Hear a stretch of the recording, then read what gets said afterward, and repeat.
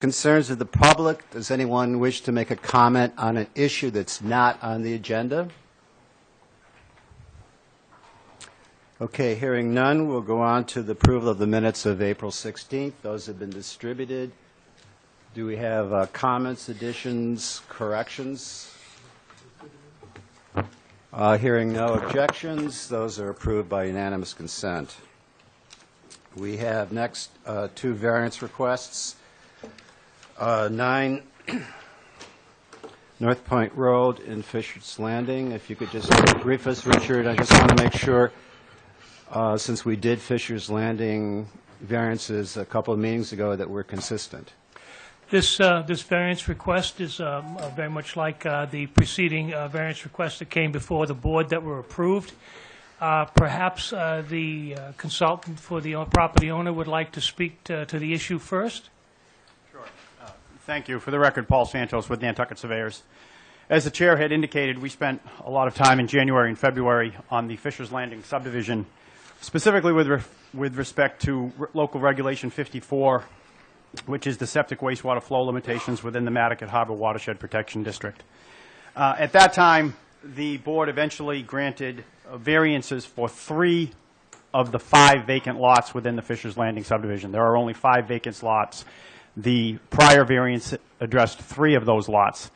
This is an additional owner who has came forward, Frederick and Susan Mackler, who own 9 North Point.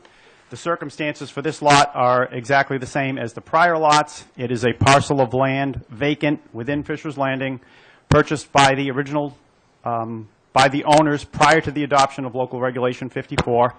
In this case, it's a 12,913 square foot lot, and the applicant is seeking a 330 gallons per day provision or 3 bedrooms with an enhanced nitrogen removal system. That would be in accordance with the prior variances granted within the Fisher's Landing subdivision. Recommendation from the Board of Health. Having reviewed the request and recent decisions by the Board of Health concerning recent variance requests of a like kind, this office recommends granting the requested variance with the following stipulations.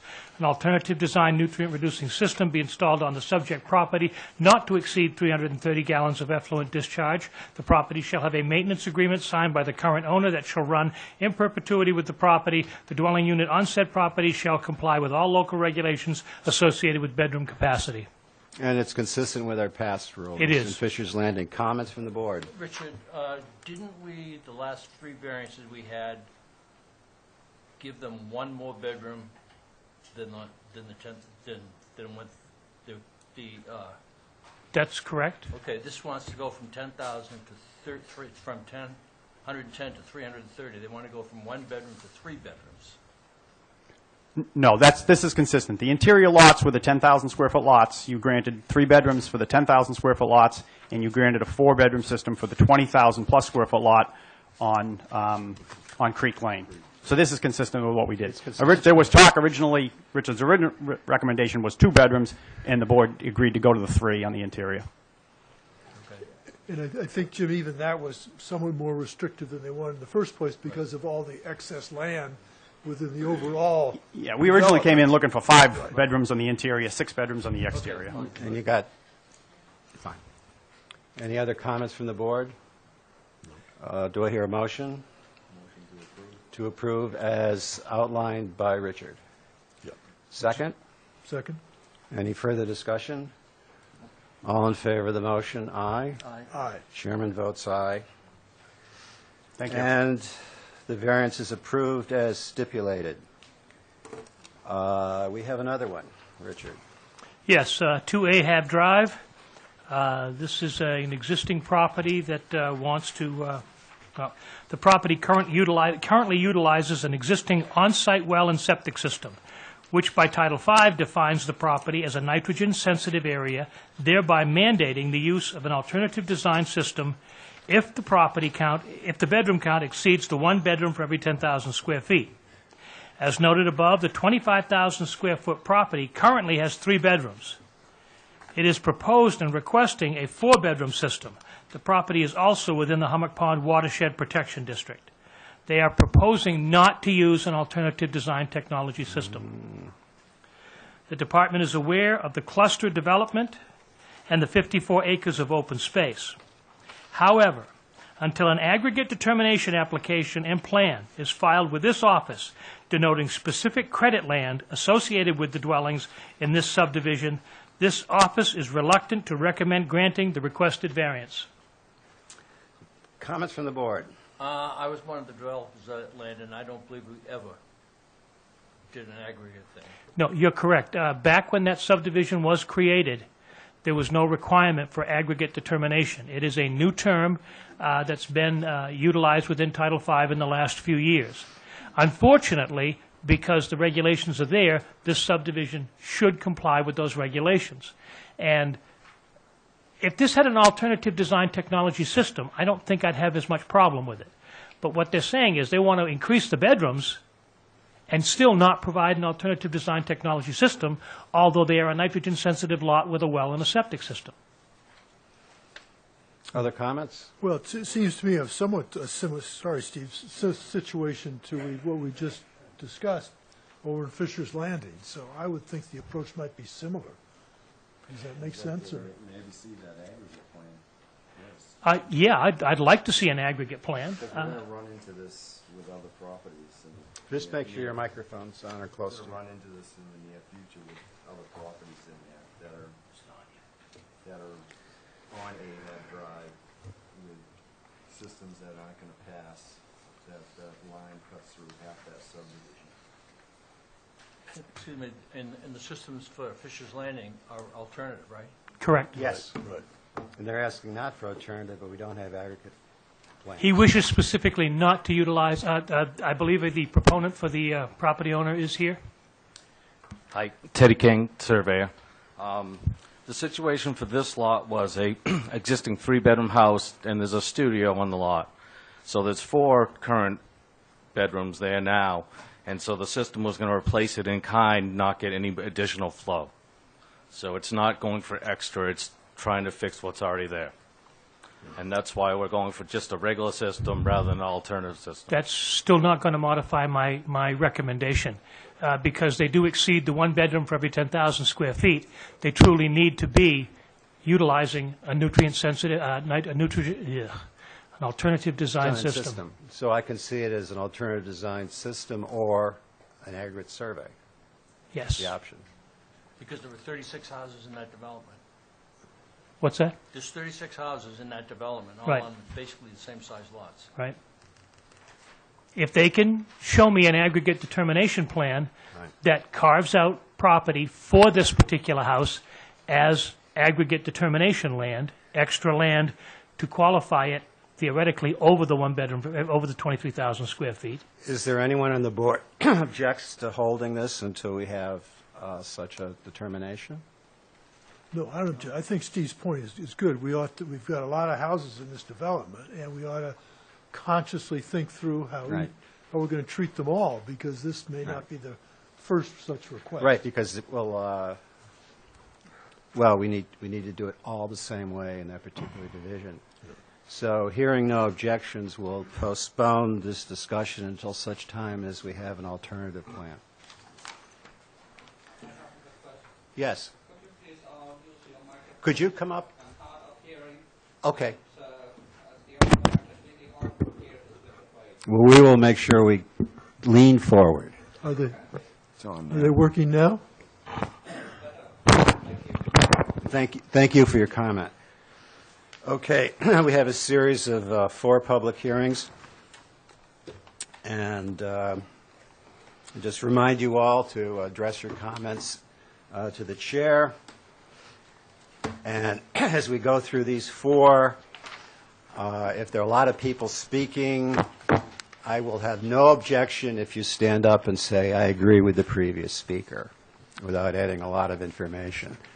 So the first one is an amendment to Regulation 64. The purpose of this regulation amendment will mandate the use of alternative design, innovative, nutrient-reducing septic systems, see, I'm having trouble too, be installed in properties not within the currently designated sewer needs area within Nantucket Harbor Watershed Protection District Zone A and B, on the installation of a new septic system or when an existing system is repaired, reduced, or enlarged. So this public hearing, well, how many people will speak on this? One? Okay, fine. So the public hearing is now open. Would you like to comment, Richard? Let me just briefly take you through the regulations with the salient points. Within the Nantucket Harbor Watershed Protection District, which has been well established and is that that watershed protection district that surrounds Nantucket Harbor. All conventional septic systems located within the Nantucket Harbor Watershed Protection District shall be inspected every 5 years. Second, all properties within the Nantucket Harbor Watershed Protection District not currently connected to municipal sanitary sewer lines shall have installed upon new construction, septic system expansion, repairs, upgrades, and transfers of property, a DEP-approved nitrogen-reducing alternative design technology system.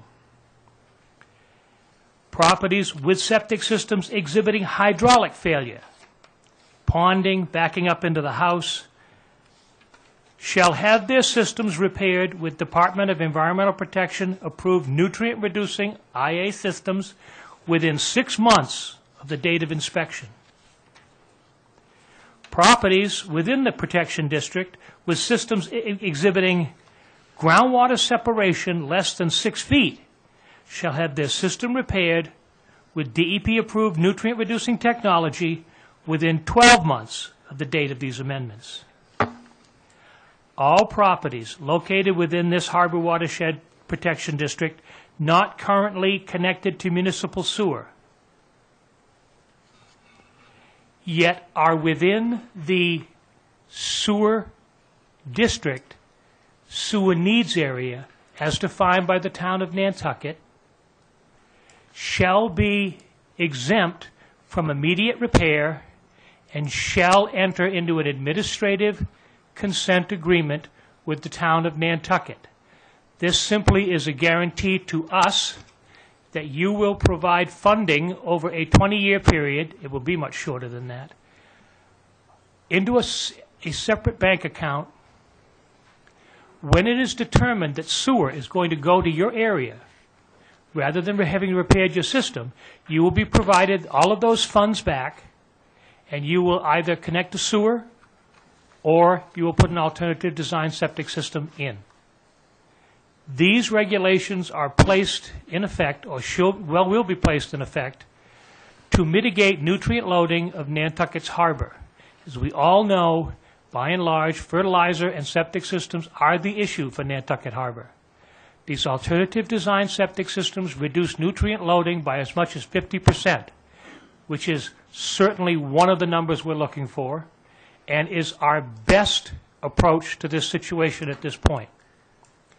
I would also like to recommend at this point that the public hearing, following any testimony from the audience, be continued to a day in the future, following a presentation by a nationally known expert on septic management, alternative design, and wastewater treatment, who has agreed to come to Nantucket and discuss alternative design, the effects of seasonality, and things of that nature, which may affect groundwater nutrient loading. He has agreed to come to Nantucket. He has told me that he can have this done hopefully within a week and a half, at which point we will schedule a workshop with the Board of Selectmen, the Board of Health, the Conservation Commission, the Sewer Advisory Committee, to listen to Mr. George Hoyfelder's presentation. Thank you. Do we have public comment on this? Could I just ask Yes. a question first? I'd just like to clarify what I heard Richard say about the application of this within the needs areas. Yes? Richard, I thought unless it's changed, my understanding had been that the requirements would apply to all areas in the Harbor Watershed Protection District, and we would have a waiver process for those people who felt they needed to seek a waiver, which might involve an administrative consent order or other reasons for a waiver. So that the way I heard you describe it was that the administrative consent order was trumping that waiver requirement and the initial requirement for the installation of I'm an sorry, alternative I system. may have misspoke. Let me read Okay. section 4. Just to be clear, is that? Properties located within the Nantucket Harbor Watershed Protection District Zones A and B, which is the entire district, demonstrating a separation distance from the bottom of the leach facility to groundwater in excess of 15 feet may seek a waiver from the Board of Health from subsections 1 through 4 of Section G of these regulations. Right. And within the needs areas, Richard? Within the needs areas. Because my recollection of our conversation, and maybe this has been changed, was that the regulation would apply to all such situations within the Harbor Watershed District, whether they're in a needs area or not, and primarily because of the uncertainty about the sewering, which might occur or might not, and therefore we wish to have it a requirement, but subject to a waiver, and the board could grant a waiver given its knowledge of the outlook for sewer or other issues. Okay? That may not necessarily be my understanding, and if I explain that inappropriately, I will read that section of the regulation.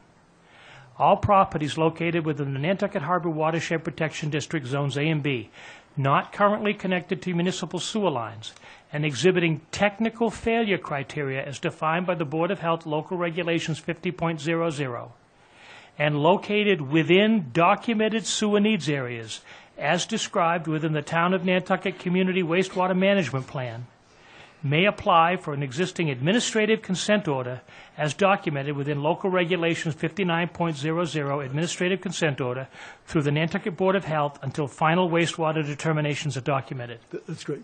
The operative word there is may. I think the way you described it up front, at least as I heard you, Richard, was more a shall description. Okay? It's my... Sorry to make the point, No, but I it's- just want to be clear.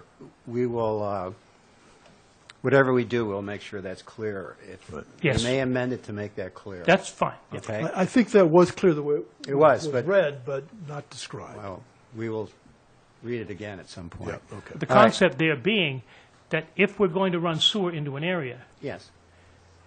making someone replace their system with a rather substantially expensive system and then immediately making them hook to sewer seems somewhat inappropriate. Yeah, we don't disagree with that. We all And agree with the that. operative word is may, and it worked out. Okay, Okay. Thank that's you. fine. Okay, comment, public comment.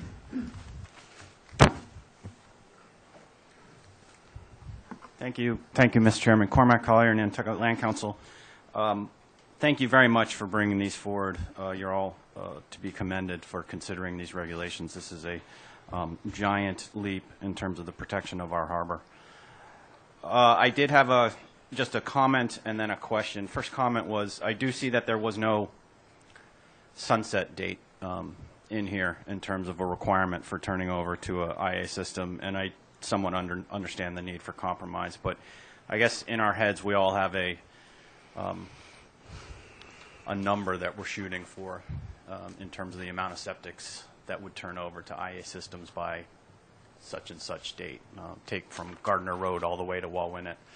We're hoping for, or at least I'm hoping for, maybe let's say 75% in the next 15 years. That's probably a little advantageous, but say it doesn't happen. Say we don't get the new construction. Say we don't get the transfers that we're seeking, not seeking, that may or may not happen.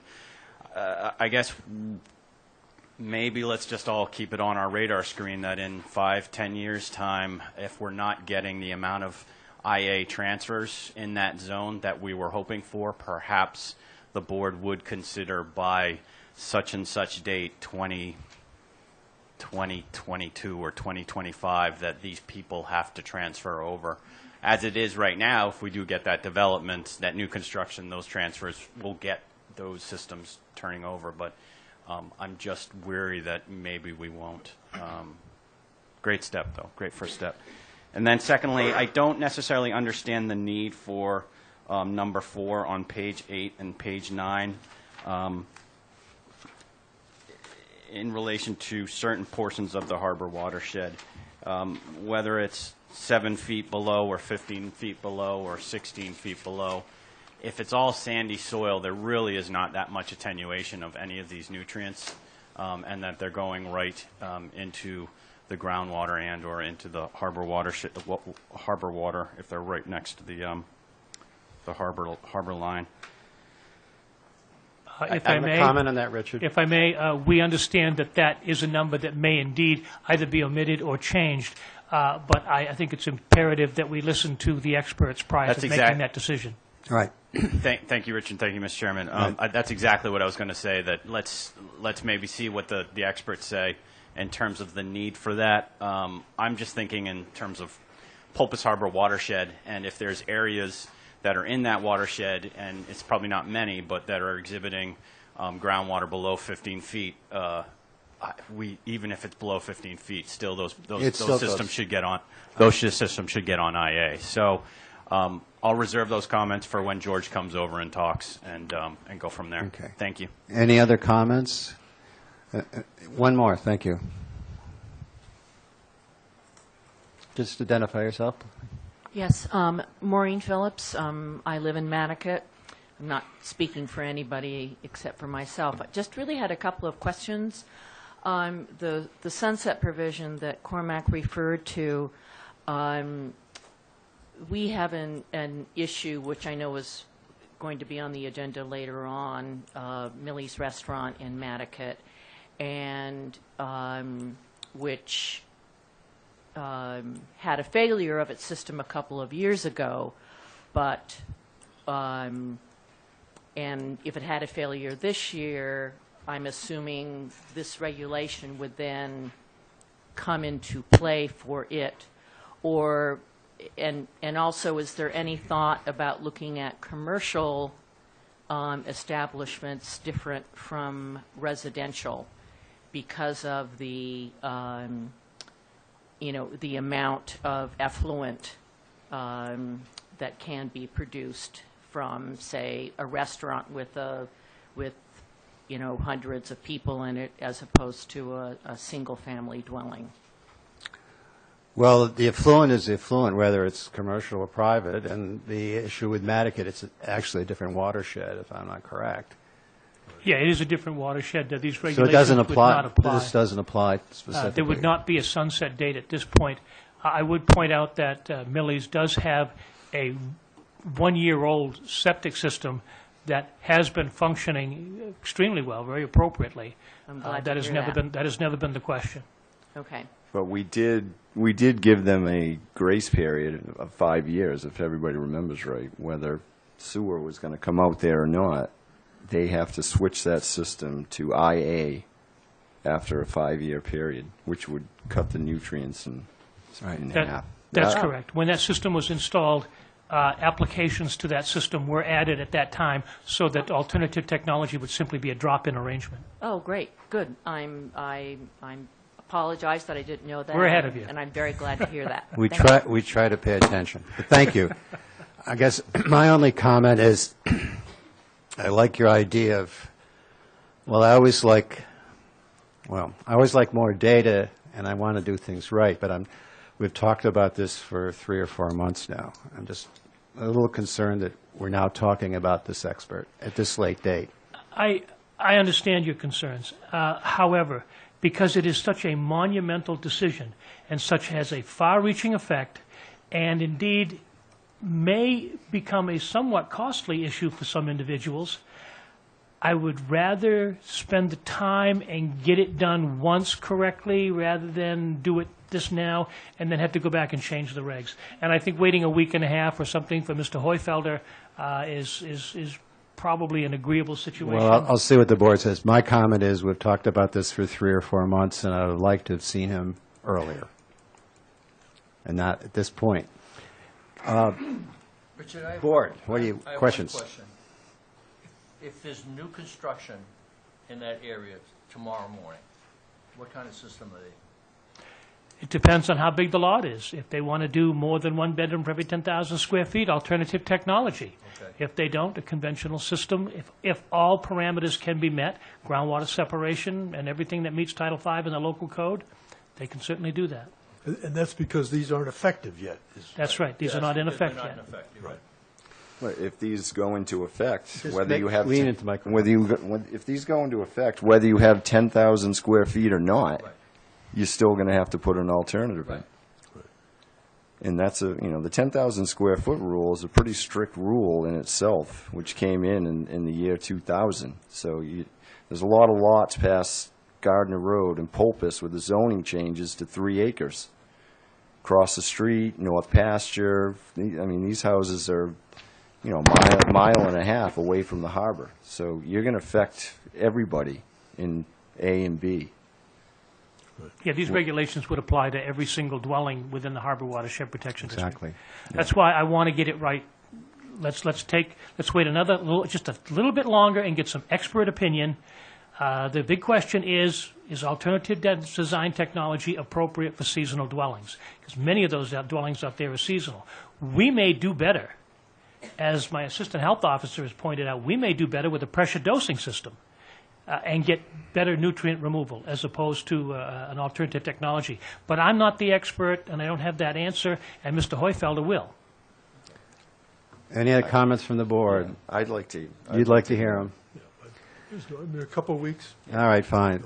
Hearing no objections, we will not close this hearing, but we'll keep the hearing going. Hearing no objections, the hearing is not closed, but we will continue the discussion. And Art, will he be here when you're still here, or is this going on to Art's plate?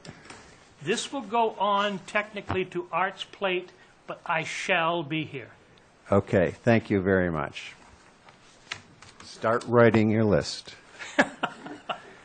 All right, second public hearing. I have a feeling this is why everybody's here. All right, this second public hearing is for draft regulation number 8, which is a regulation that addresses the care, protection, keeping of farm animals. The regulation will address the protection of animals from disease, appropriate sheltering of animals, waste removal, and noise and nuisance concerns for abutting properties. How many people will be speaking on this one? Okay. How did you know, Mr. Chairman? Will anyone be speaking for it? Okay. Partially, fine. Partially. So what I would like you to do as we get into this is if you could alternate perhaps the partials over here and the against over there. And that would make it a little easier for me. So the public hearing is now open. Richard, would you like to make a statement? Yes. These regulations are brought about primarily noise concerns of particular farm animals. I originally crafted a regulation to deal with that particular issue, and it was recommended to me that perhaps the town of Nantucket needed more broad-based animal control regulations. In arriving at these regulations, I took salient portions of regulations from other towns. None of what's here is new for the Commonwealth. These regulations are all utilized in various forms in other towns. I cobbled together what I felt was an appropriate regulation. I have since heard a great deal of comment, all worthy discussions and comments regarding animal control on Nantucket. To that end, and I think we need to listen to testimony today, but to that end, my recommendation at the end of this particular public hearing will be to also continue this regulation with the formulation of a committee involving members of the Board of Health, members of the Agricultural Commission, and perhaps 2 members of the general public. And I don't think we need to take those names today. to sit down with these regulations and cobble together an appropriate regulation for the town of Nantucket. This may mean taking 90% of these regulations and discarding them, 10%, using them all. This may take any form, but I think I would like to have the issue vetted out in that manner and brought back before the board for discussion and adoption or not adoption at a future date. Again, I think we need to listen to the comments today. I think I understand many of them. Again, this was a regulation promulgated in a very small form and certainly got a lot bigger as we got into the ramifications of the keeping of animals on Nantucket. I also understand the Agricultural Commission has proposed some regulations as well. They have proposed some recommendations to our regulations, which is why I think, and they were very, very proactive on this. Right. And I think that's why they need to be represented on a small working group to come back and present perhaps a more condensed version or a more appropriate version of regulations for the town of Nantucket. Thank you, Richard. So can we, public hearings open? Yes. Before we start the discussion, how the representatives of the public are chosen in a situation like this? I'm sorry, I'm going deaf and can't hear that. Would you step up to the mic, sir? How the representatives for the public would be chosen for the committee? I think people should submit their name to the boards of health, and when the Board of Health has enough names, it will select individuals from that list. In other words, if we get that far, we will ask, well, if we get that far and the rest of the board agrees that we will continue the discussion, then we will discuss how we will form this working group. Okay? So if we may start. Sure, finite definition of the town of Nantucket. The boundaries of the town. Town of Nantucket is the town of, is the whole island. It's the whole island. Yes, well, let's just, if you have comments, let's start comments. Just come up, when you have something to say, just come to the microphone. And again, address your comments to the chair, and remember that it's, no, I will not hold it against you if you agree with the former speaker and you say, I agree. Curtis Barnes, Mr. Chairman. I want to thank you for having this hearing, and I really wanted to say I think Richard's recommendation is the appropriate way to go. So I want to, first of all, volunteer to serve, and I'll put my name in. But it just seems to me that this, well, I got the feeling when I read these that we're trying to kill mosquitoes with 2x4s, but that's another point. I think we should have this joint study group. I think we should come back. I would like to suggest that we come back no later than September, none of this dragging on till next January or February. And I think it would be appropriate to have other people make their comments, but ultimately I'm asking to approve Richard's recommendation for a joint study group. Thank you, Mr. Barnes.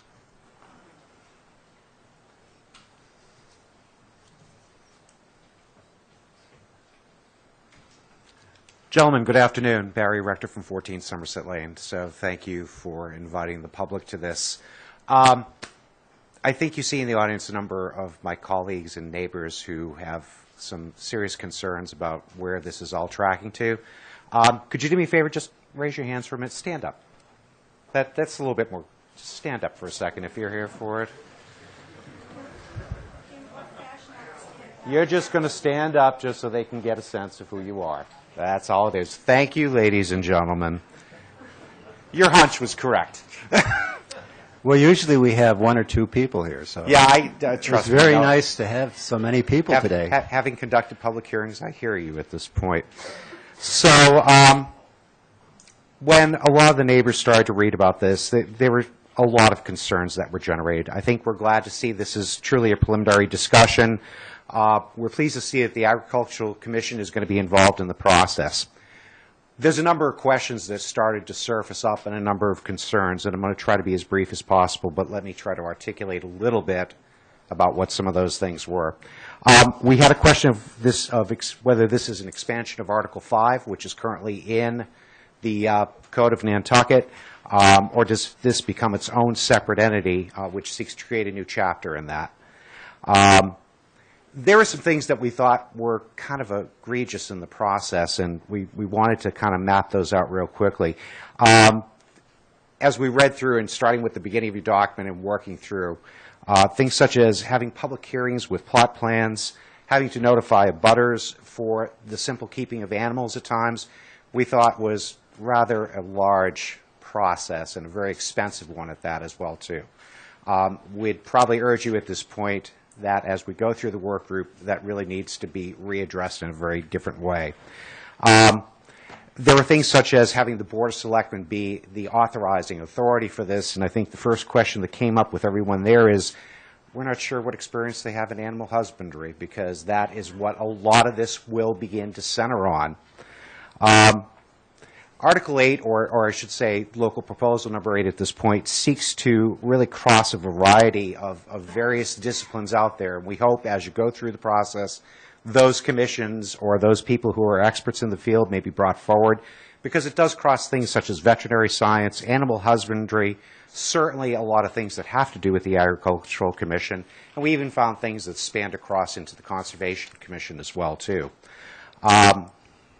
I will probably say to you, and a number of people thought it would be important to have the Conservation Commission involved in certain things, since you are starting to address wetlands, and it becomes a question of where does that jurisdiction will now begin to center upon in terms of how that begins to flow with this process. You already have a licensing regulation which is out there, which I thought was a little strange. It never did get addressed. You have a keeping of animals that the Board of Selectmen should be enforcing at this point. It's a $5 fee each year, and I think there's part of your data points that you can get into. But again, it's curious how that isn't covered in this process. There was reference to things such as immunizations that were in there, and a lot of us began to say, where does it that the town is going to be involved with, and does it start crossing over state and federal regulations, and is it maybe not better prudence in the end to have references to those state and federal regulations so that we're consistent here on a local basis? You can't get around this one. Manure management. Again, it raised a lot of concerns, and a lot of people felt that the initial proposal here was rather egregious again. We even got to a point of saying, my God, are we going to have to hire a second animal control officer? I'm not, and forget all the jokes to go with it, okay? There's just, again, we had to take a look at it and say where and who else needs to be involved in that process. I'm glad Richard brought up that it seems it's rather interesting. The whole genesis of this process really seems to center around roosters. And we were able to track that back in your minutes, both from December and from October. One question I think that will surface up somewhere, how many actual complaints have you honestly had about this? It boils down to maybe it's just a process of trying to have a better, good neighbor philosophy. Some of these rules, as we started to look through them, are really not what we felt good examples of animal husbandry. It even boils down to, all right, let's be realistic. I've got geese across from my property over in Bartlett Farm. Are you going to find them when they start going on at 6 a.m. in the morning? Absolutely. Bartlett's will be thrilled with you, and I'm sure they'll just cut the check every day. I mean, I'm more worried about their percussion shells they're firing off at 6:15, which is how I get woken up in the morning. A lot of people thought that keeping animals here on Nantucket has been a long and traditional process, so maybe it may be worth entertaining a grandfathering clause that'll need to be looked at. Again, as we said, we feel as though there may be a great deal of deference both to state and federal regulations as you're composing these. One thing that I would encourage this board to do is to take a look at House Bill number 712, which is currently under consideration in the House of Representatives. A lot of that seeks to bring control back into the Agricultural Commission, which a number of us felt that may be the appropriate place for it. Here is probably your better experts at dealing with animals and how they should be regulated. Again, if you look at House Bill 712, it does seek to address that. The Agricultural Commission probably is the better place for it, but it has a joint working relationship with the Board of Health for these things. So I think respectfully where we're going to suggest is we do like the idea that this is going to be continued. We do believe that you will need to have further discussions, and we should be having further discussions with the Agricultural Commission and the Conservation Commission. An advisory board is a great thing, and I think you'll get a lot of traction out of that. We may respectfully recommend that you consider 2 people from the Board of Health, 2 people from the Agricultural Commission, and I'd probably dare say 3 people from the general public.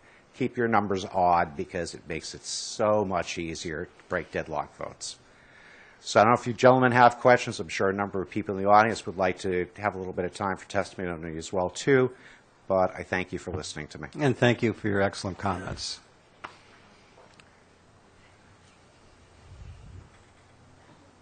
Hello, gentlemen. I'm Officer Gale. I'm also the Animal Control Officer. I'm also the barn inspector for. Could you just get your mic a little closer there? I'm also the barn inspector for Nantucket. Some of the regulations we do need to work on. Our biggest complaint on the island right now during the summertime is our rooster call. The roosters are a big problem. Slowly getting people to change, putting the roosters away at night, building special boxes. But we got to be careful about putting an animal into a small box for over 12 hours. I was saying at sunset would probably be better for that noise complaint because the animal automatically would go into its box, its home. And then our other big complaint is chickens running loose and digging up people's yards, so forth. So penning them up in an area that they need to be penned. I'm not saying that all chickens have to be penned, but if you're in a small community area and your neighbor's right there, then they should be penned. My other concern was you have just horses on here for health issues. Now, we're unique. We're 30 miles out to sea. We do not have a large animal vet out here, so we also have to keep that in consideration for expense-wise. The animals that are here, they're not going to get rabies as of right now. They're not going to get some of these. So I'm more worried about the animals that come here. You're just putting horses down. I really think your goats, cows, any of the livestock type animals that come to our island should have some type of health certificate, or if they're born here, have a health certificate. So when I go check, I know the last time these animals have been looked at. So when they get over here, I know they have nothing. But once they're here, because we're 30 miles out to sea, they're not most likely going to spread anything once they're here. So we have at least 50 horses on the island. In the summertime, we have another 25 that show up. We get a lot of goats, sheep, cows, a couple of pigs that come over. A lot of people are now raising them for food, which is fine. Again, getting them to the island, I really think they should have some type of health papers when crossing over. Those are my biggest issues for animal-wise and animal complaints. So again, our number one complaint for animals is the rooster. So we need to make, or try to make, some type of solution for that. I'm not saying get rid of the roosters, but if you get people that actually house them properly, we shouldn't have as many issues with them. Thank you. Thanks. I think you'd be great on the working group. And maybe the roosters is, well, go on. Hi, I'm Tracy Pattenden. I reside at 4 Sunset Hill Lane. Regarding Regulation 809, specifically regarding the roosters, as a small child, ages 5 to 8, I was attacked and spurred by a rooster multiple times. He was appropriately named Killer, and I feared him. I attempted to avoid his wrath, disliked him immensely, and hated the tetanus shot even more than being spurred. This took place on private property, and the owners knew he would attack anyone and everyone equally. I'd like to say somehow I survived these events, put on my big girl panties, received appropriate medical attention, and I am here today to defend the rights of roosters. It is my understanding through the Board of Health that he has personally never owned a rooster or a chicken. Nothing personal. Without this knowledge or experience, he has composed a document to regulate roosters, pets, and other livestock animals. This document declares the rooster's innate natural crowing to be a public health risk. In order to stop this health risk from occurring, Mr. Ray has two solutions. Place the offending rooster in a confined space which does not allow the rooster to stand upright and stretch its neck in order to crow from 7 p.m. to 7 a.m. This type of restraint is a blatant act of cruelty to an animal. This restraint, in the summer months would likely result in death due to heat exhaustion. Chickens and roosters are highly susceptible to heart attacks due to stress. Chickens need roosters for breeding, protection, and yes, roosters sound the alarm by crowing to claim his territory and to warn his flock of a potential threat. Roosters do have spurs. They do defend their territory, such as intruders, such as birds of prey. Animal cruelty is regulated by the animal control officers. When I inquired with one of the local animal control officers about this regulation for keeping animals proposed here today, I discovered it was not discussed, consulted, or revised with any of the animal control officials, nor the Agricultural Commission before writing this. I feel that this is unacceptable and has usurped Nantucket's governing authorities. The second part of this was to fine the owner of the offending roosters $100 per day. I think that's a very unrealistic expense. Mr. Ray does not have the authority to write such a document. What I would, excuse me, I'd suggest, instead of using Mr. Ray, the regulations say. Okay. I would appreciate Sorry, that. I don't mean to make it personal. Well, don't. Just say the regulations. The regulations would supersede the state of Massachusetts laws already on the books. Currently, in the legislative session is a bill, HB 712, an act to promote farm viability. If you would like, I'm happy to read it. That's quite all right. I will look at it. There's also HB 713, both represented by Senator Kulik. The Massachusetts Farm Bureau Federation does support this bill. Furthermore, Massachusetts Farm Bureau Federation, the MBFB, has successfully been working with legislators to help draft sound laws around agriculture. The success has been farmer involvement, so I appreciate your looking at that. I also suggest that a veterinarian should be included on this board, as well as ag control and animal control. A lot of organizations, like the MFBF, policy does not come from a board of directors or paid staff. It comes from people who really understand farming, farm members. I think there should be more farm members on this board. The policies are set by the farmers with efforts of lawmakers and are most successful when farmers engage with them. We, Nantucket farmers, have not been consulted or represented. The prevailing winds policy, well, quite frankly, the prevailing winds from the dump I find a nuisance and offensive. They far exceed any manure pile out here. Manure is a sustainable and economic byproduct of animals. Horse manure is actually easily composted, and I have some supporting documents, if you would like to have that, on how to manage horse manure. Furthermore, there's also a campaign for equine economic impact and land study use, and that is through the Farm Bureau Agricultural Preservation Corporation. I feel that this is misguided, lacks a background when it comes to the health and safety of animals. I feel that this is based upon a very few amount of complaints to the Board of Health. Animal complaints are an animal control issue. If it's between neighbors, I believe that's a civil issue. There are already laws in place that need to be enforced, not new laws or regulations written. I feel that these regulations are inappropriate, burdensome, untenable, harmful, not good governance, and arbitrary and capricious. Thank you. Thank you.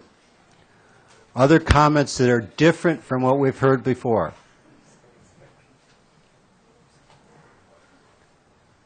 Again, if there are different comments and different points to bring up, please come forward.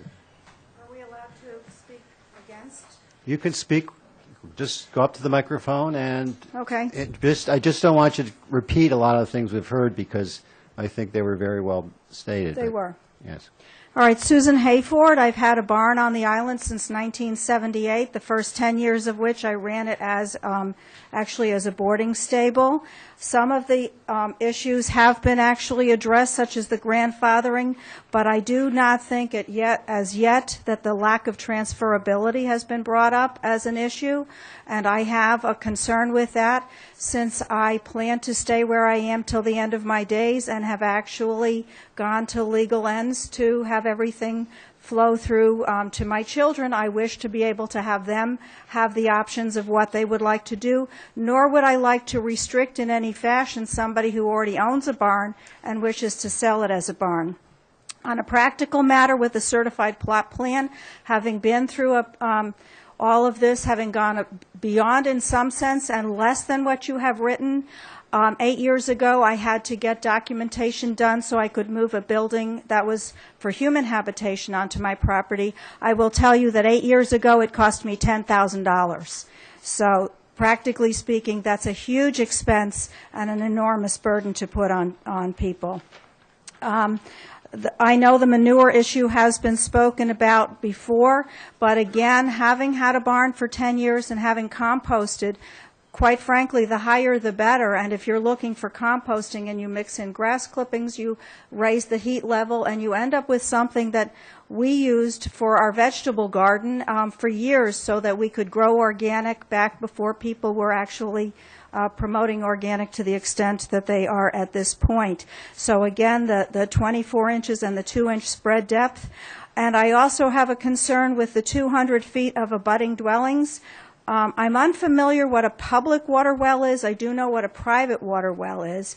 But that distance, in fact, what I currently own, I should be able to satisfy, but I think, again, without grandfathering would cause a substantial hardship for anybody who has had animals, because 200 feet from an abutting dwelling is quite a substantial distance. I am also, or was also, the final president of the Mayacamet Raceway Association. So I've seen what has been here and been enjoyed. I also have seen what has gone and will never return again. And I would hate to have this bring about less and less in the way of farm animals, because we had a well-written article, letter to the editor on a different issue by Marticia DeWitt in last week's, not this Thursday, but last week's Thursday newspaper. I knew her through her riding at Craig Hunter's barn, and there is so much that has been valued as special and wonderful about this island. I just would not like to see one more special aspect of our island changed, gone forever. What we lose, we do not get back. Thank you.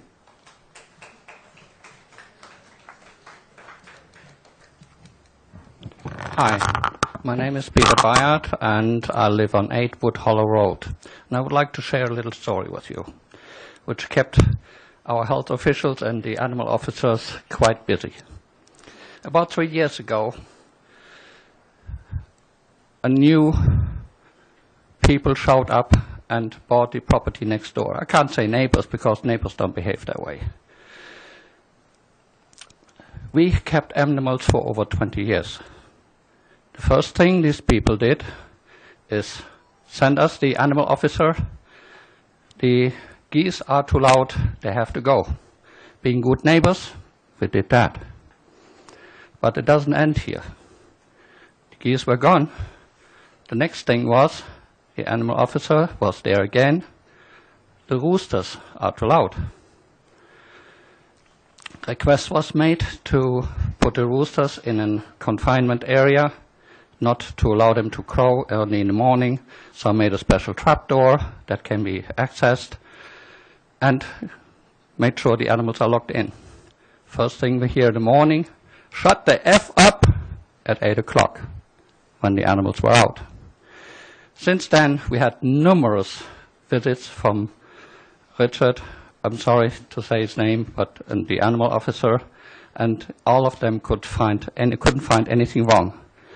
We felt we were even kind of bullied into moving the 3 existing geese that I bought for the wedding of my wife to a far away corner of our property, which we did. I couldn't afford to buy a new fence because that's kind of an expensive thing to do, and move their house that are custom built for them in a faraway corner. The school buses of my wife block effectively the whole area off towards this neighbor, but the complaints don't stop here. I believe that my neighbor is a driving force behind all of these. Thank you very much. Thank you. Any other additional comments? Because, okay, fine. One more over here. Two more over there.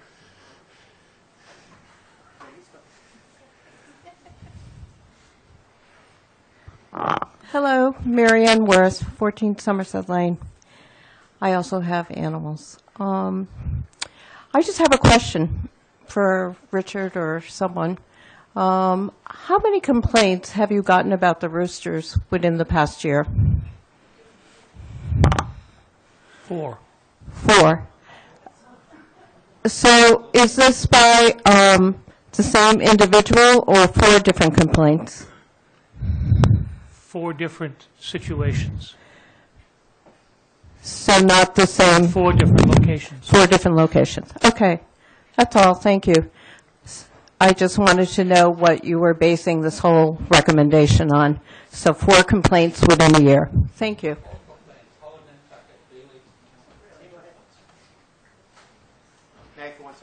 Go right ahead, sir. Just, I need to urge my colleagues something because I've sat through a number of public hearings. So in deference to the chair, please, one, don't clap. Okay, I know you're passionate about these things, but there's always an opposing side as well, too. So please try to be respectful of that. 2, I know you have comments, but again, if you have comments, please come up to the microphone. That's really the point of entry here. I think we all want to be respectful of the process. They've allowed us to come on their doorstep today. I think they're trying to do some of the right things here. So I'm just going to ask you on the converse side of things, we also need to be a little respectful of that process as well, too. So thank you. I do appreciate it. Okay.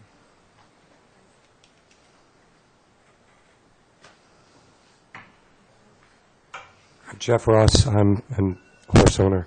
I have a question as I read this, and I realize that the forming of a committee will address most of the questions that we've asked today because they'll be readdressed. But among things that stand out to me as being difficult to predict the situation going forward, if someone has addressed assuming that these manure regulations would be put into place in this form, and you were 200 feet from an abutting dwelling, and someone your neighbor now wanted to add a dwelling to their property, expand their property, how would that impact either their ability to get the permitting to build on their property, which would otherwise be okay, versus the necessity to move the barn or at what point do the rights of the animal owners actually trump those of the neighbors? The intent of regulations of this type involve property lines and not actual dwelling units. If that's confusing within the regulations, that can be certainly straightened out on a committee level. Okay, so if I understand, and then this within 200 feet of abutting dwellings is not properly written as you would have it. It would be of the... It certainly can be changed and should be changed to say property line. Okay, thank you. Okay. One more comment, because I think we're coming to a conclusion here. Question and a comment. Patty Kepinash, I'm a horse owner. I had a quick question about the manure piles. What about the gardeners, the community garden, everyone who has a garden, and they come to my house and they want to get my manure so they can compost it down and put it on their garden? How is that going to be monitored? Well, I think we're working our way to forming a working group. that will go into more detail, and a lot of these questions will be worked out there. Might I suggest that people might give Richard or you, sir, a written list of people we think would make good members of this, Well, this I'll committee? discuss, That'd I'll be great. discuss that when we're finished. Thank you so much.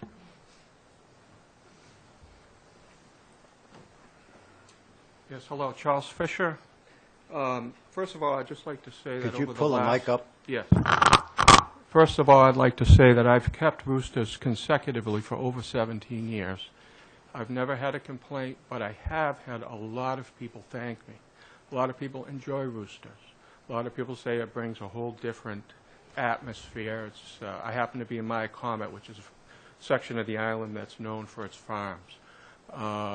What I'd like to do is I'd like to ask the board to readopt or reaffirm the original number 8, which I should have made copies of, that was signed in by the Board of Health in 1931, reaffirmed in 1990.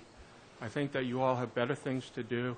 I think you have a lot of important issues with the harbor, with the septics, with the restaurants. We have all kinds of noise from the restaurants, from live music. That's something I deal with where I live with, but I'm not complaining. So my request would be, I assume you have this, but I'll leave the copy that you readopt. We have that. That you just readopt. It is still in this, effect. and That this is still in effect. Yeah, it But- should be and it should remain. This is just overkill. Well, it might be time to look at it again. There's no reason to.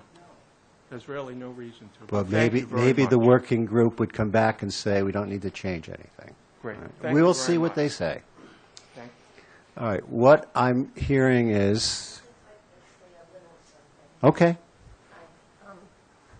I don't talk in public very much. I'm Campbell Sutton. I'm on the Agricultural Commission. And we have been working for 6 to 8 months and for a couple of years on the idea of developing keeping of animal regulations. I can see that a lot of the people here are thinking of it as a really negative, imposition to make sure that you can't have animals. And I think at the Agricultural Commission level, we were thinking of it more as a way to help protect you from situations where someone was speaking about their neighbor who there you are, your neighbor who was imposing on you and you were doing everything you could to be the good neighbor. I think that these regulations, if we work together, could really come to help protect you in what is as you can see from the new zoning practices that we're having, we're increasing the density of people. And so when people have their backyard animals, and the zoning says, okay, well, now you can have 3 houses on an acre where you used to have 1, the person who's do you see what I mean there? Like, I think that if we could turn it around and start thinking about how we can use it to help animals and animal owners maintain healthy animals and a healthy farm environment on the island, and not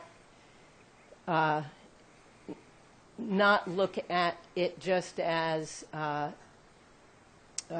something on high coming down to try and make sure you can't have animals. That was sort of, when I first read the regulation, I had been going for Article 8, because as I said, we were developing new regulations to try and protect animals. There are situations out here, which some of you may or may not be familiar with, where animals have ended up in fairly distressful situations from either inappropriate care or immediate transfers of property that have left animals out in the cold.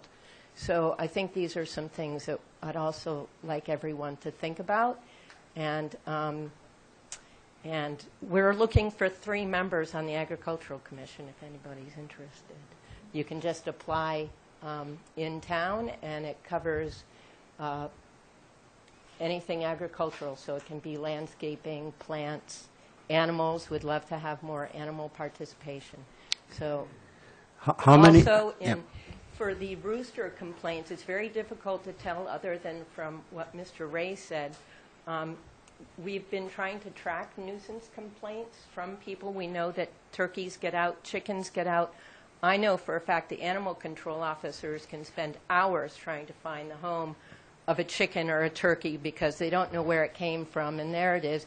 And they're doing the best they can, but that's all taxpayer dollar as they're hunting around for the owners. And we found that in the month of August, in this past August, there were 3 noise complaints because they are only entered as nuisance complaints from the animal control officer.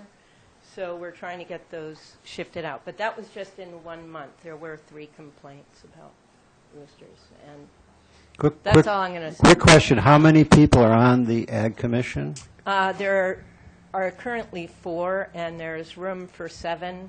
We had 1 move off island and 2. All right, so you have room for more, and you could contribute 2 members to a working group. We plan on it. Okay. We plan on doing that, yeah. So we apparently have an Ag Commission that's anti-animal and pro-landscaping. And I'm not sure that I see how that does us any good. Oh, I'm sorry, I'm Jeff Folger. And the thing that bothered me is something Richard said. He said that he went back and there were lots of he borrowed from other communities in the Commonwealth. Now, I know fairly often you see news stories of the people who go to a community and are told that they have to move out or destroy their animal or get rid of their animal. So are these what you're borrowing? You know, are you borrowing ways that you can... address the comments come to me. Oh, I'm sorry.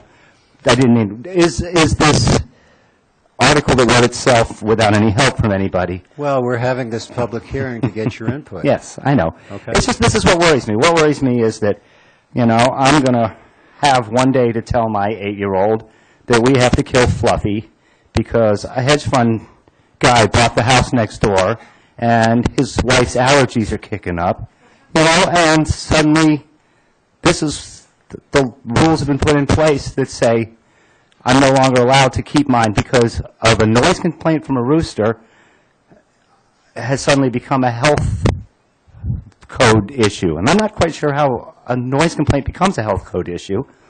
I think this is a working group to create something that there was no need for.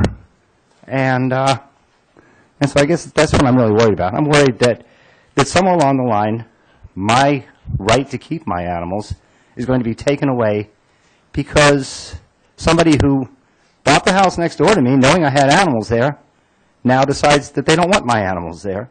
And they'll have the full weight of the board behind them because the board has created a working group for an issue that didn't need to be worked on. Okay? Thanks. If I may. All right, whoa. The committee may indeed decide that the regulations are not tenable and don't get... Well, I think we're going to need a working group because there's a lot of issues. We have a regulation that's 50 years old, and maybe the working group will come back and say that's possible.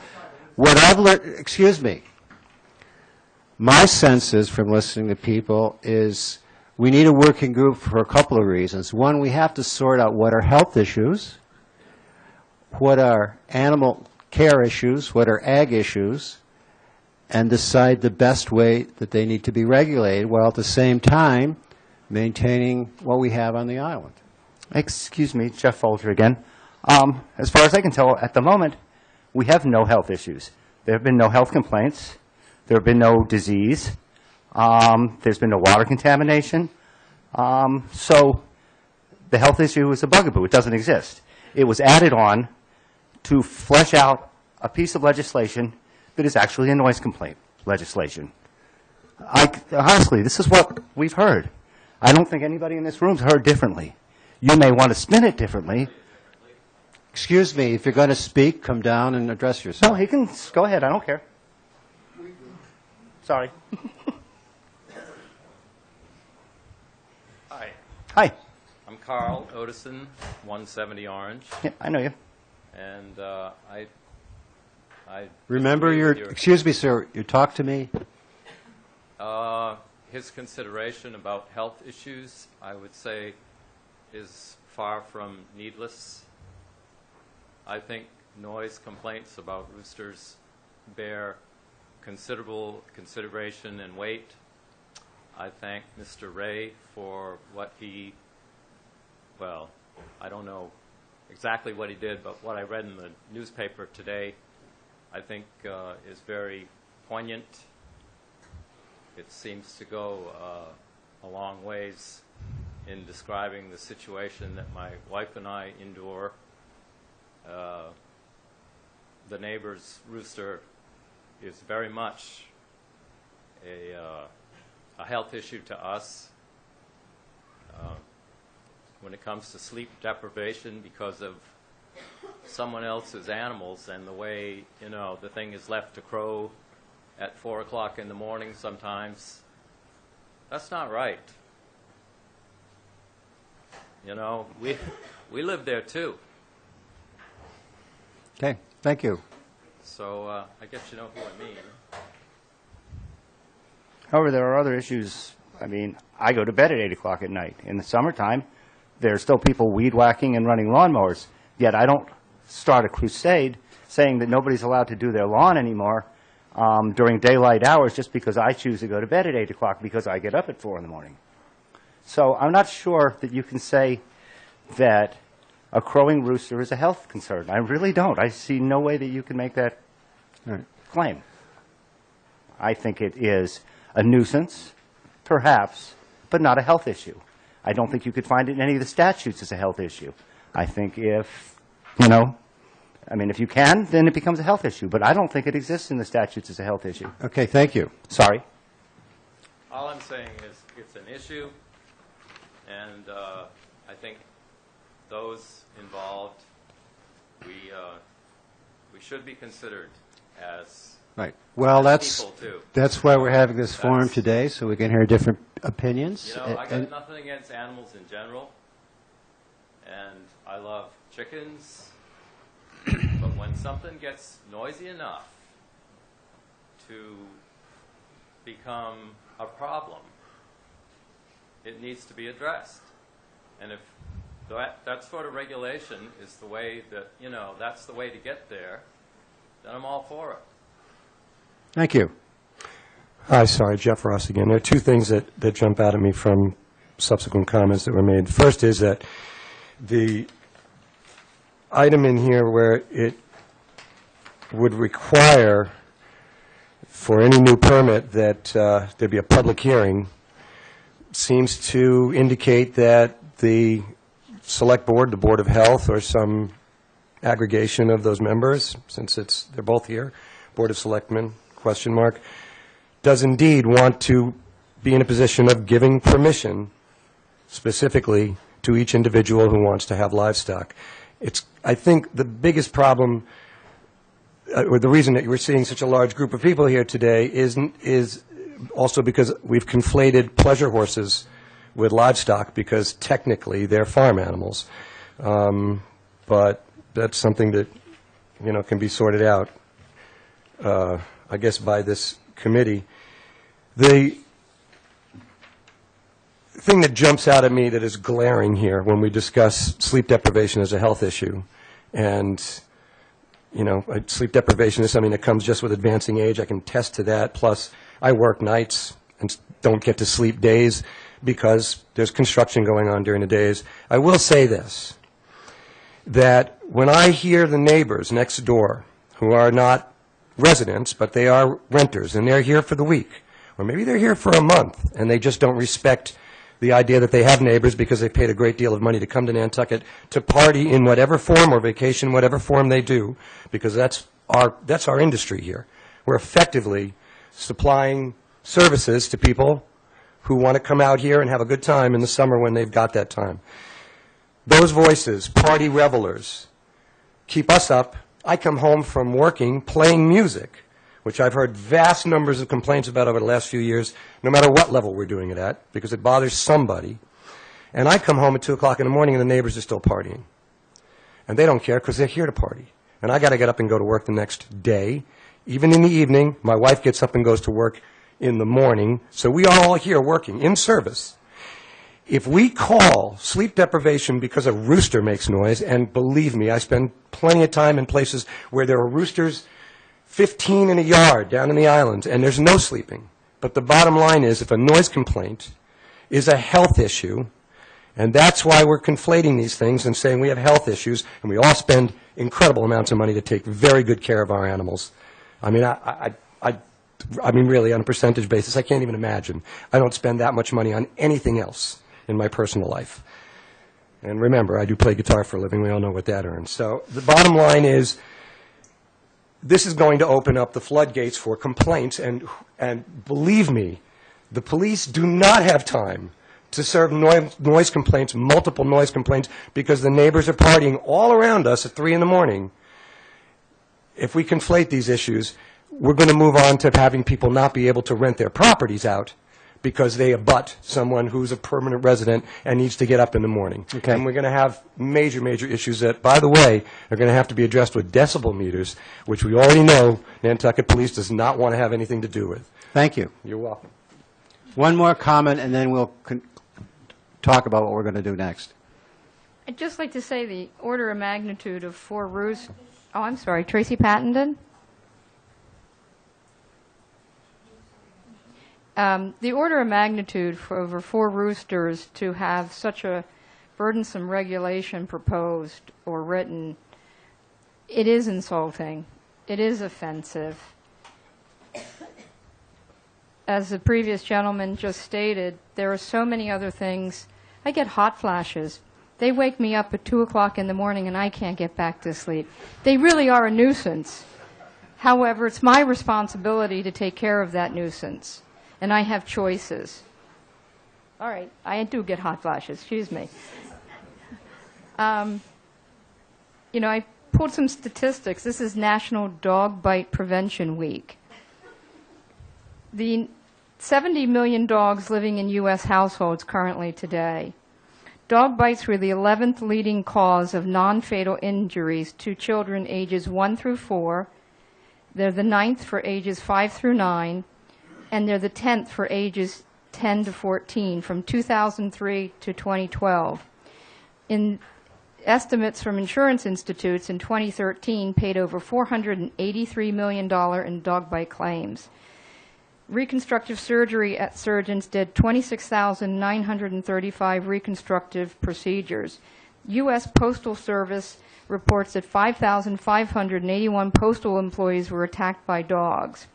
66% of all bites occur to children and are usually among the head and neck.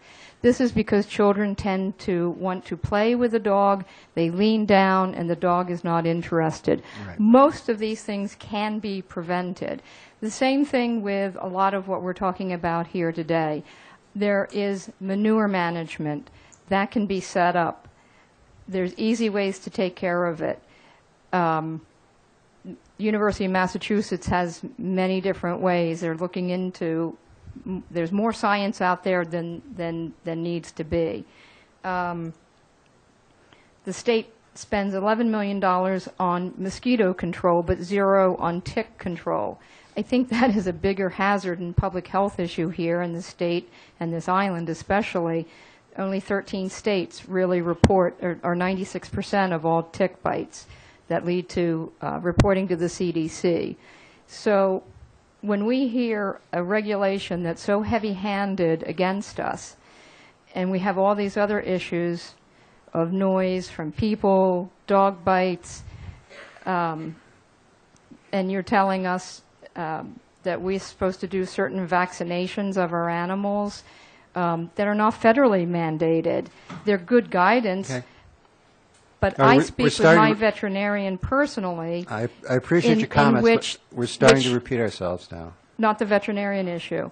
Well, all right, I speak specifically with my veterinarian who I hire to come here to my large animal and take care of my animal. And it is between the two of us that determine what is appropriate. I have a horse with equine metabolic I don't know if it's disease, equine metabolic disease for argument's sake. and she has special needs. Certain vaccines would trigger her, and I could lose my horse over that. So this is why, because my horse is not only my pet, but it's been a very long-term good friend to me, and we do love our animals here in Nantucket, our dogs. So we need to look at this, but we really need to look at it not just because it's a complaint or a nuisance to someone else. I think what you're hearing is we're going to look at it, okay? So let us hear one more comment, and that's it. I promise not to. Unless it's something I haven't heard yet or the board hasn't heard yet. Okay. Will Stevens.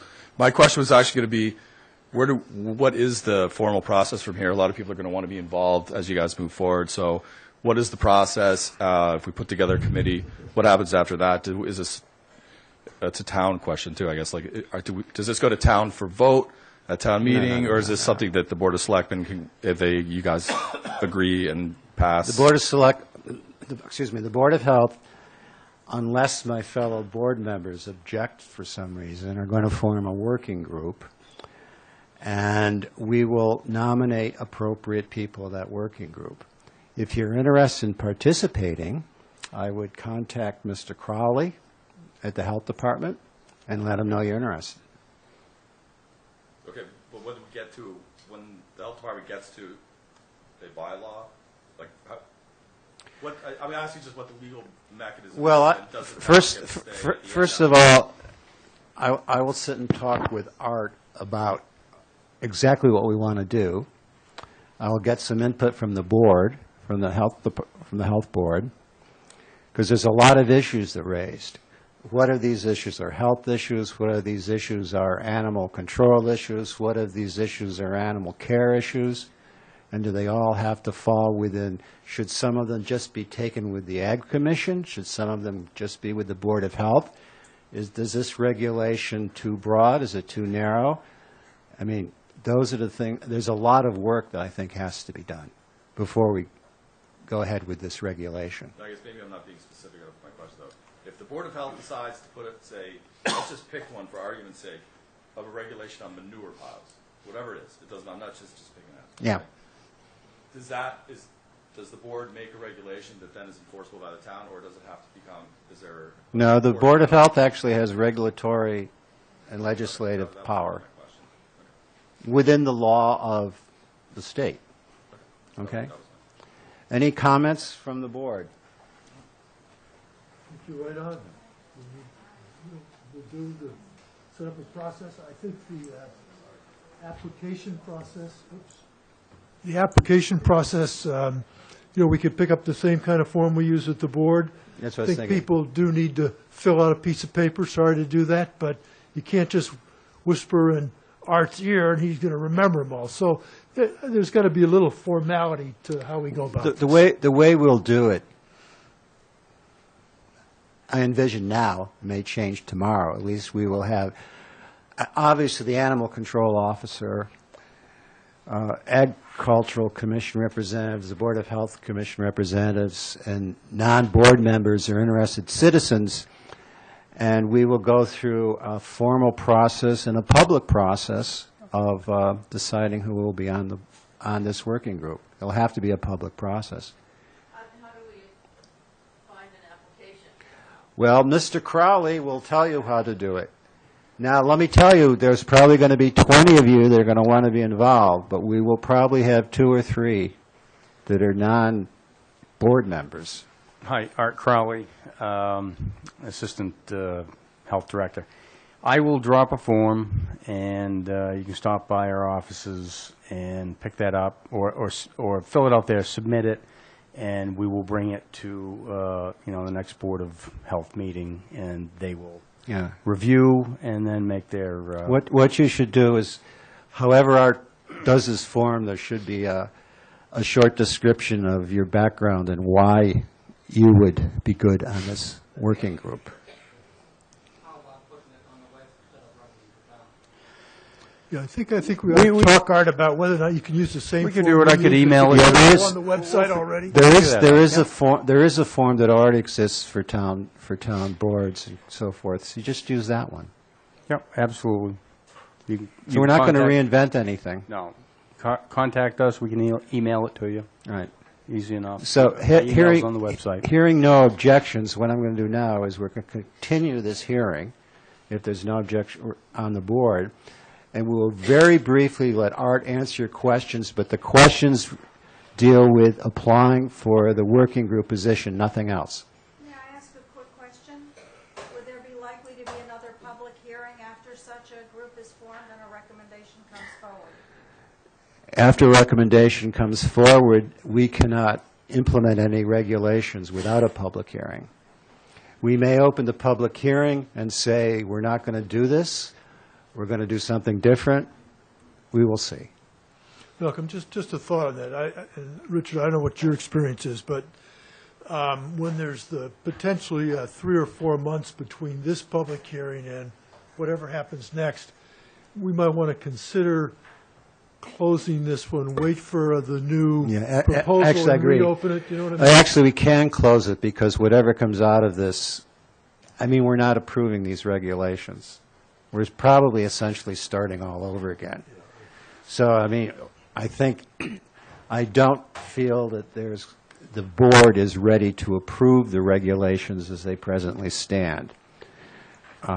So I don't even think we need to take a vote on it. I think by unanimous consent, we're not happy with these regulations, and therefore, with no objection from the board, the public hearing on this present regulation is now closed, and we will start over again.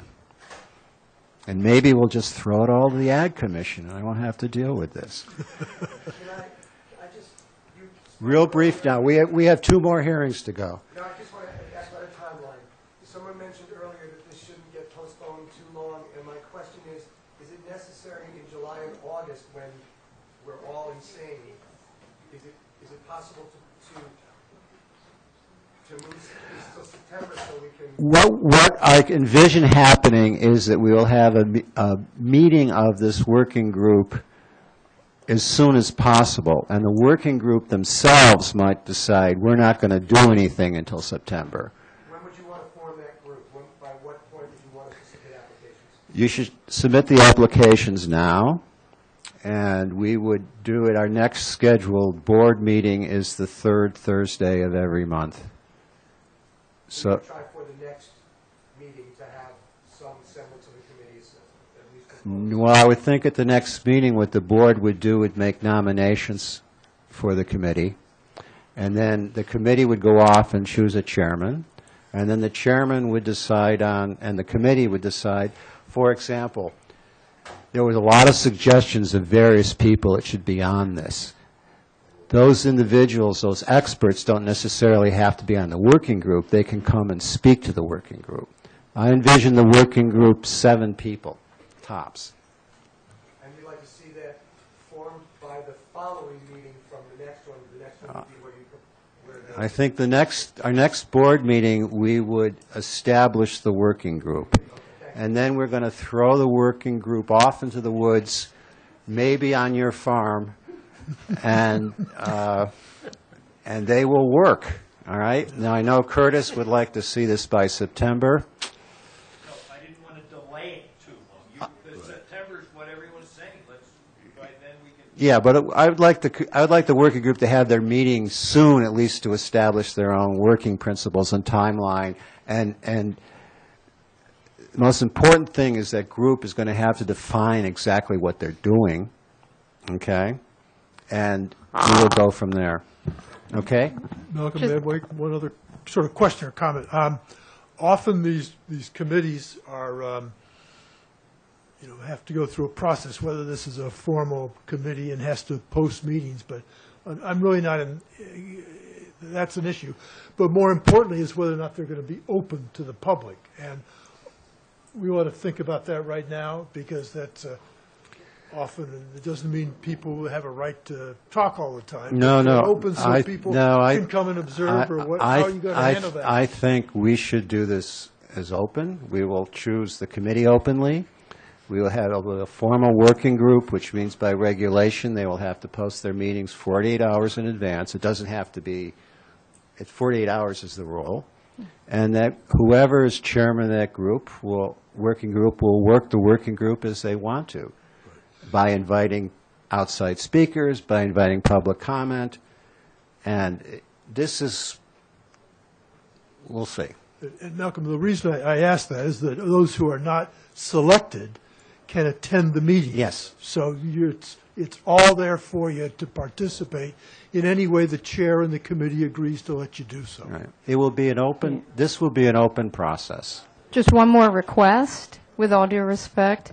As a farmer, get up with the sun, go to bed with the sun. Time to make hay. So if this could be not delayed too far, but certainly not in the middle of the summer, August, September is much more of appropriate time, maybe even into October would be even better. I agree. So But I want the committee to get formed. Obviously, our next meeting is the third Thursday of the month at 4 o'clock. And then once that working group is set, within reason, they can set their own timelines and deadlines. All right? Thank you. Thank you. All right, thank you. Next public hearing. Have you made the decision to do what you think? Did you need a vote? It's by unanimous consent. We're all supporting the chair 100%. There was no one objection, so by unanimous consent, we're forming the committee. Okay?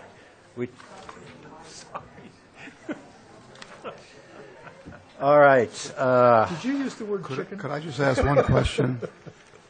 Oh, excuse me, sir. I know you've...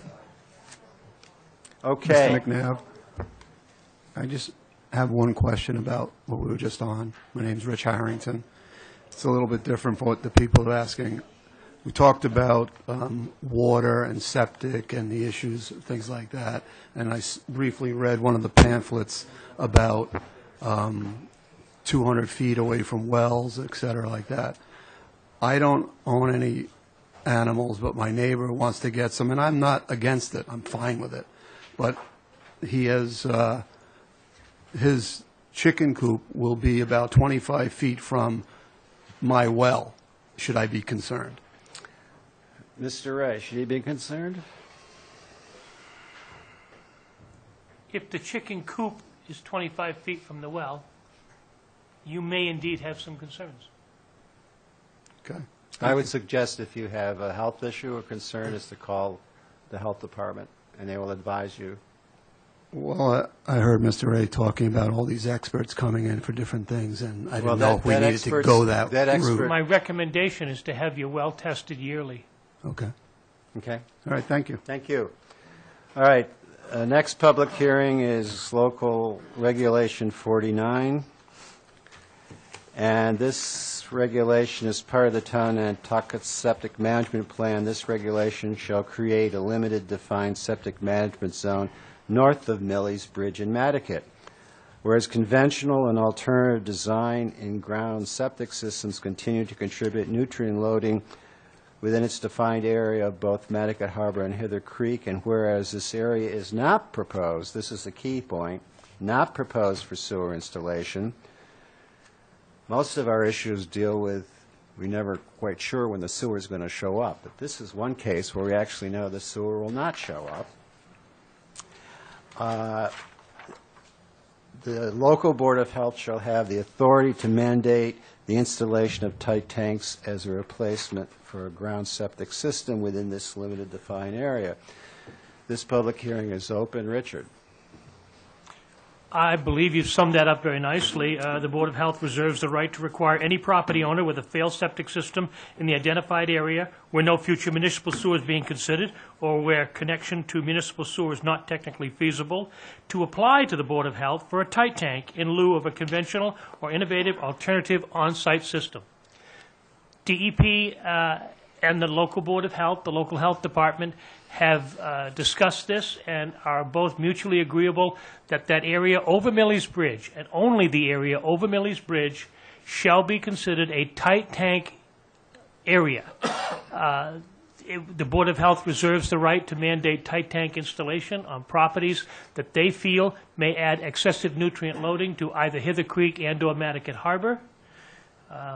It is a directive simply by the Board of Health, And this does not allow new construction. It does not allow expansion of additional facilities. It is simply a regulation that denotes that area over the bridge as a tight tank area. Thank you. Are there any public comments? No one's for, no one's against.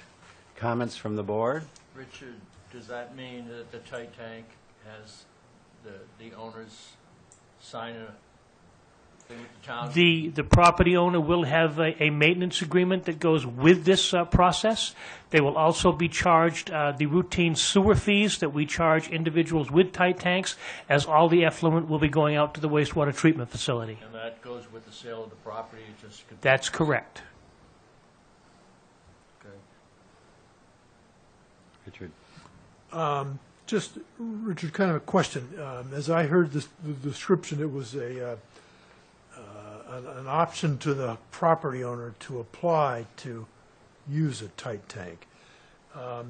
Is there some point in here where the use of a tight tank is preferred and that the board may want to consider whether we encourage that or start the requirement, or how do you It is actually anticipate set by that working out? regulation, dependent upon the size of the property and the bedroom count in the actual dwelling unit.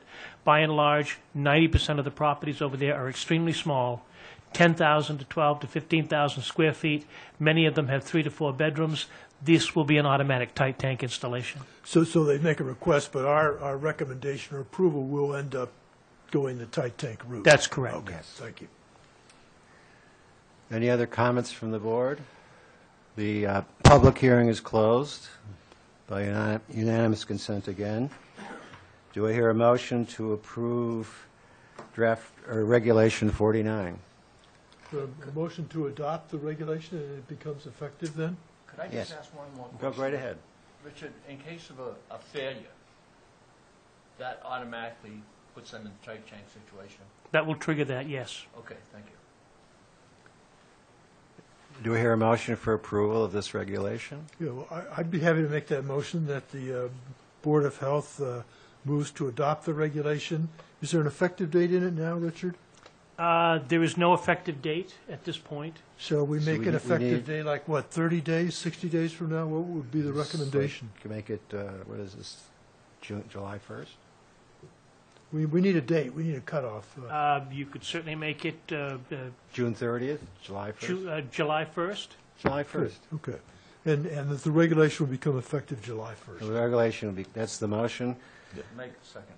Any further discussion? All in favor? Aye. I will Chairman pass votes around aye. the signature page for this. Thank you very much. That regulation is passed. It was a lot easier than the last one. All right. When you come and all the cars are in the parking lot, you really, I know. what's going on? I mean, I loved it. We never have people here. All right. All right. We now have Regulation 73. This regulation, proposed regulation, will prohibit smoking and the use of tobacco products on all town-owned recreation areas, including all public beaches, playgrounds, parks, and adjacent parking areas. This hearing is open. Richard. If I may, this originally started out as a request to prohibit smoking on beaches, public beaches owned by the town of Nantucket, for a number of reasons. First, individuals, secondhand smoke is a known carcinogen. Even in an open-air environment, it is inhaled by individuals who are non-smokers on a particular beach. Secondly, it is also a trash and rubbish issue in that cigarettes and their filters are simply tossed on the beach as are packages, and they become a very unsightly situation. Town Council reviewed the regulations and requested the Board of Health to also include playgrounds, parks, and adjacent parking areas, which has been included in the regulation. Yes, and there have been comments about smoking in the public parks. Is there anyone that would wish to comment on this regulation? Please step up, identify yourself. My name is Paul Wayne, and I own the building at 4 India Street. which is next to the Pocket Park that everyone enjoys. And I have, the Pocket Park has become a problem because it's been an attraction for smokers. What you're looking at there in the picture is a one-day accumulation of cigarette butts, because my tenants there have written in their lease that they clean the Pocket Park. And they now clean the Pocket Park once a day, and they pick up the cigarette butts, and I took that picture at noontime today before they clean the Pocket Park. What happens is there are 3 restaurants across the street, and when the restaurants are let out, the kitchen personnel around 1 o'clock in the morning go in the Pocket Park and have a smoke. And they congregate, maybe half a dozen of them, and it's one big secondhand smoke nightmare there. Last August, I got a phone call at 1 o'clock in the morning where the fire alarm was going off, a smoke detector on the 3rd floor for India Street. I ran down there, and it was secondhand smoke in through the windows, setting off the fire alarm. It's really incredible. And we really haven't known until now how to address this. And I'm quite happy to see this proposed regulation. And I encourage you to add the parks, more especially the Pocket Park at India Street. Thank you. Thank you. Other comments? Hearing none, the public hearing is closed. Comments from the board? Please. You understand that you also have to include the Nantucket sidewalks, the Nantucket street, the Nantucket bike path, town parking lots, okay? I consider a seat on this board to make rulings that really mean something in this town, and rulings that have teeth in our decisions. And I just don't understand how you can police this if you include everything that has to be included. If I may, I addressed this issue with council, and he was most specific that only those areas of public beaches, playgrounds, municipal parks, and adjacent parking areas are subject to this regulations. Sidewalks are not. The bike paths are not. It is simply those 4 locations denoted within the regulations. I'm sorry, Okay, 3. because originally it said all. That's correct, and that's why we've revised this. Okay. It is now public beaches owned by the town of Nantucket, playgrounds owned by the town of Nantucket, parks owned by the town of Nantucket, and adjacent parking areas to these municipally owned facilities. Okay, then my only other question is tell me how we're going to enforce it. You don't have enough people to enforce it. It's going to be hopefully a public education piece. There will be signs placed on the public parks. There will be signs placed in the playgrounds. And there will be signs placed at the entrances to public beaches. But if we pass this as a law, there's got to be consequences if people break the law. And what are the consequences going to be? The consequences... You can't have the police department walking everywhere. There's a public park or a public beach, and what are they going to do? Tell me exactly how are they going to police this thing? It's 73.05 enforcement. This regulation may be enforced by the town of Nantucket enforcement personnel, included but not limited to seasonal enforcement officers, police, health, marine, and natural resource individuals. Whoever violates this provision of this regulation may be penalized by a non-criminal disposition process. We can also remove beach stickers from vehicles that are on the beach, and they will be no longer permitted on the beaches if we find them to be repeated violators of this regulation. Yeah. Granted, there will be warnings handed out. There will be educational opportunities to inform individuals about the regulation.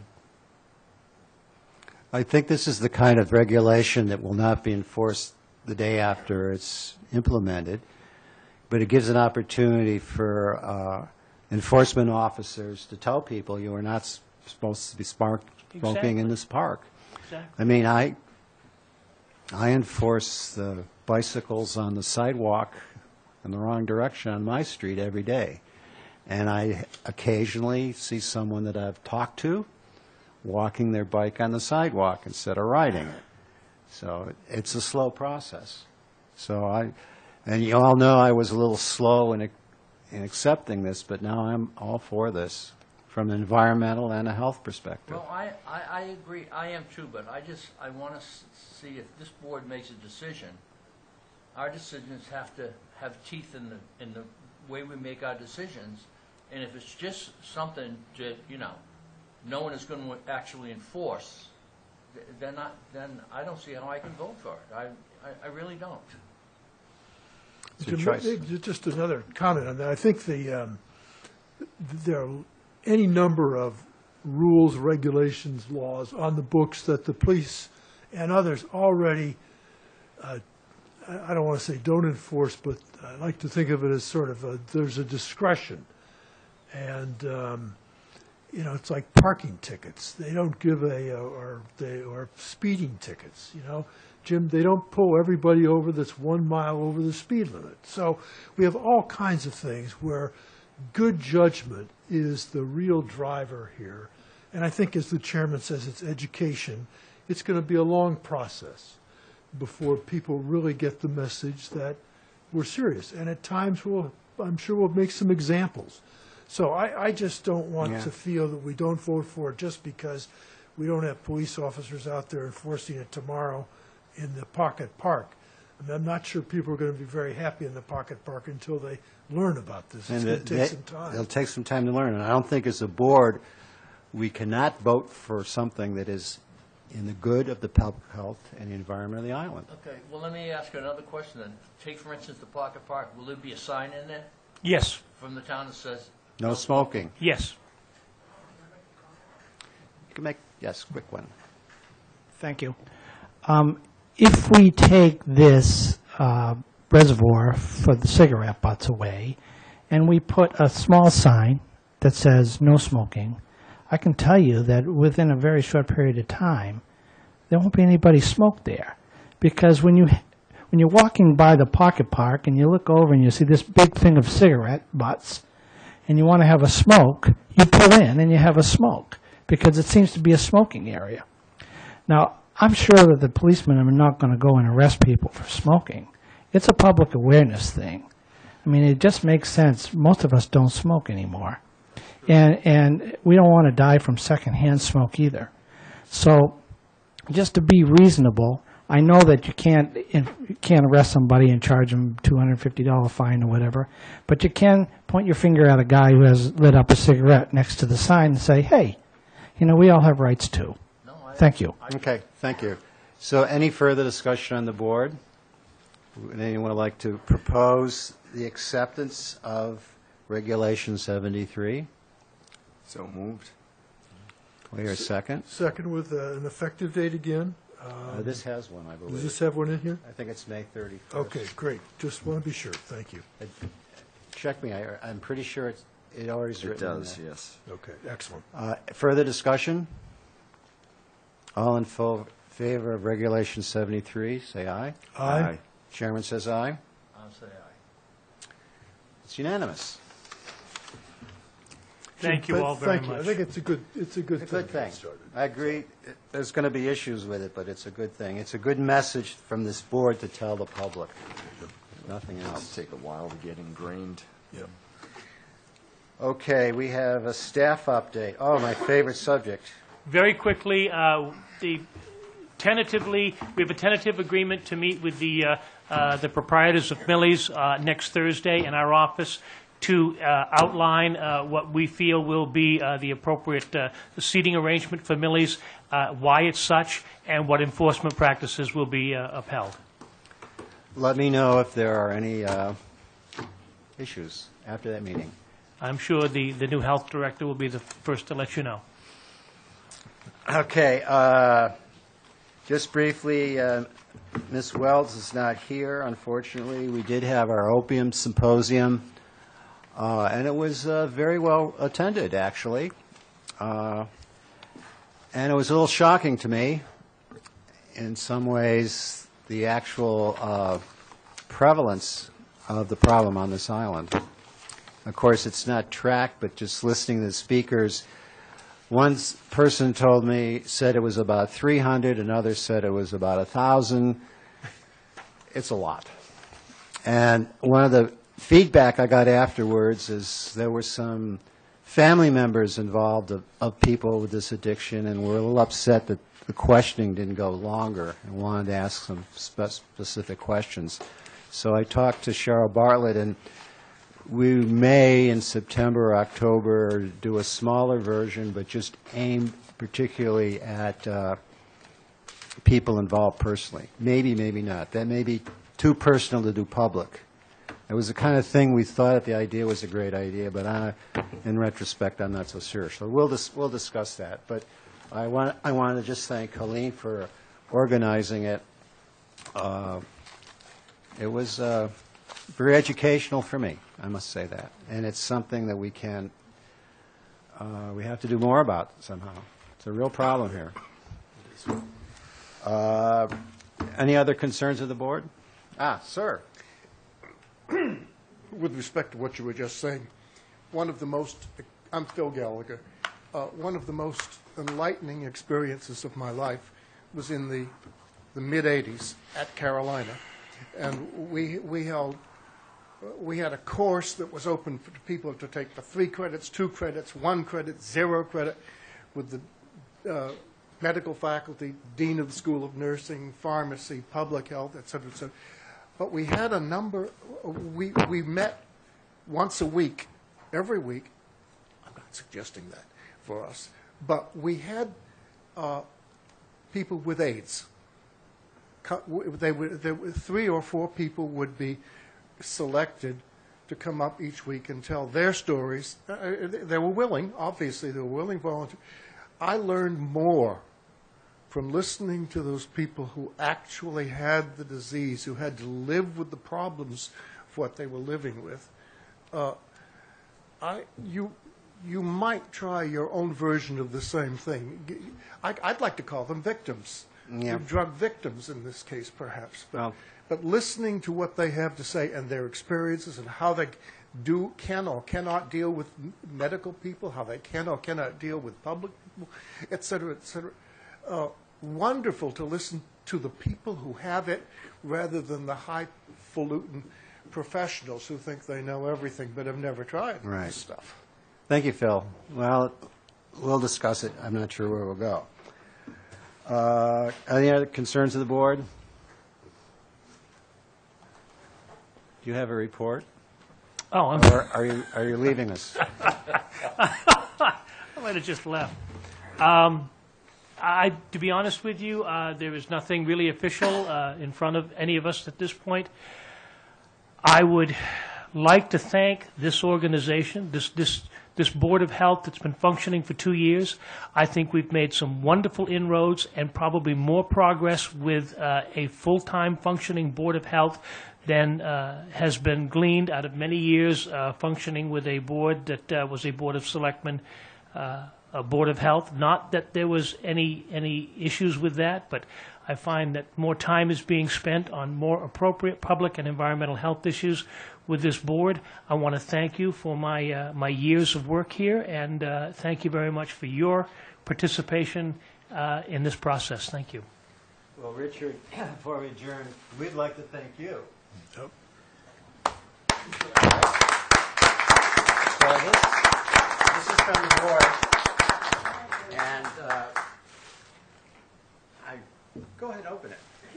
You know, as he does this, I'd just like to say that I think this board exists largely of Richard's sort of efforts over the years to make it come about this way. So we thank you for that also. Now this, Richard, is something you probably should have had back in 1978 when you started.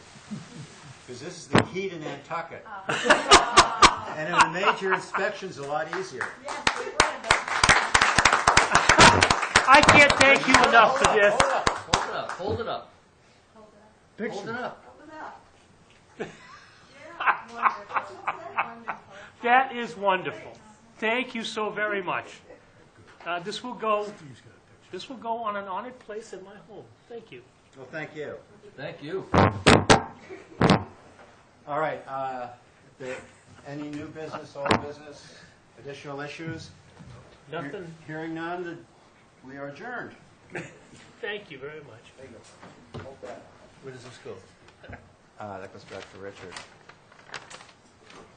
Thank you. Oh, that's it. That's it? I'm done.